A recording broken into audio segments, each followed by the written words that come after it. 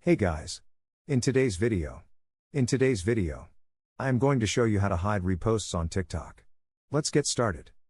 The first step is to open TikTok on your mobile device. Once you are in, click on the profile at the bottom right corner. To hide your reposts on TikTok, what you want to do is click on those three lines at the top right corner of your screen. Once you've done that, head over to Settings and Privacy.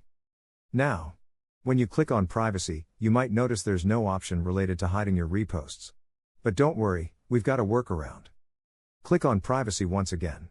Now, here's the trick. If you set your account to private, it will turn your reposts to private as well. This means only the people who follow you, and whose follow requests you've accepted, will be able to see your videos on your reposts. So, if you're comfortable with that level of privacy, this is a great option for you. Your videos will only be visible to your followers and the people you've accepted as followers. Now, keep in mind that if someone wants to see your videos in the future, they'll need to send you a friend request first. You'll then need to accept it before they can access your reposts. And there you have it. A simple way to control who sees your reposts on TikTok.